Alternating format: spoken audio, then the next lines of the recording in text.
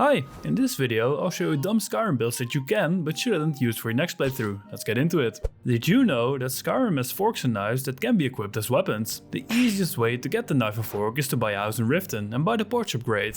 Hello, I'd like to buy a house with a porch in Riften. You seem to be a little short on money. That's the wrong answer, bitch.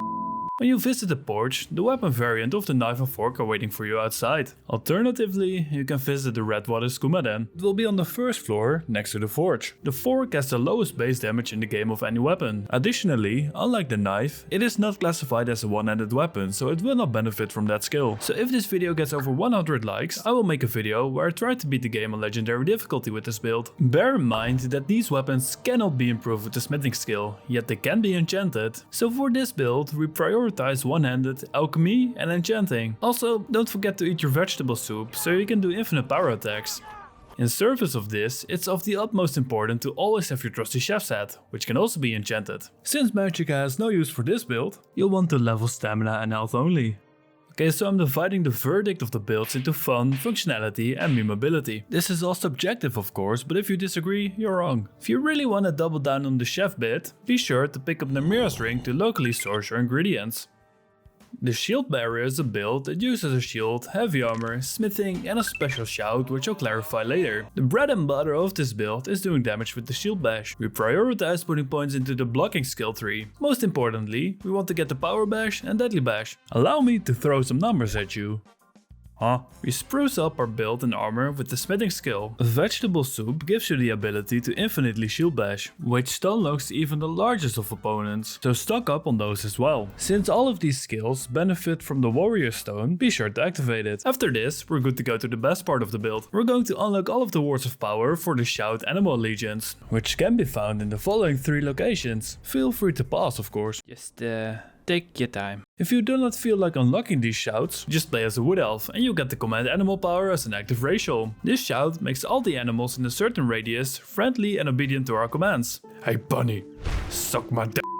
They'll also aid us in combat. Essentially, we're a shield bearer that bears shields with bears. This build is especially useful when clearing out giant scams. Also, the shout is not limited to one animal, so with a little creativity, the sky's the limit. Okay, so I got in a nasty discussion with Nazim. I think it's time I call in the homies.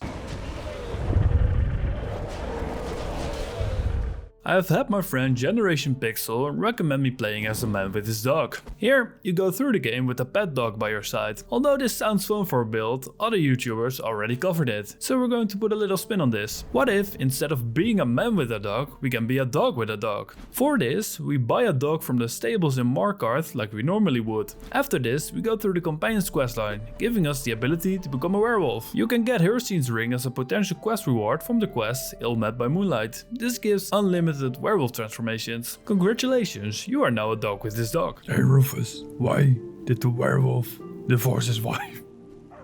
Because she was fornicating with someone else. Just put all of your points in werewolf stuff, which can be leveled by consuming human hearts. I am not kidding. Did you know that there are wooden training swords in Skyrim? The only weapon worse than this is the fork. What the Empire doesn't want you to know is that you can upgrade the wooden swords through smithing as well as enchanting. Wooden swords can be acquired from general stores. Because we want to be light on our feet, we'll specialize in light armor. This build has no use for Magicka, so just level your health and stamina as you see fit. Lastly, don't forget to put on the warrior stone. If we upgrade our one-handed, smithing and enchanting enough, we can get quite a bit of damage off just from the swords. And I am willing to bump up the memeability of this build to 6 if you play as Syrio Forel from Game of Thrones. Do you get to the Cloud District very often? Oh, what am I saying? Of course you don't. You will be speaking to me with more respect.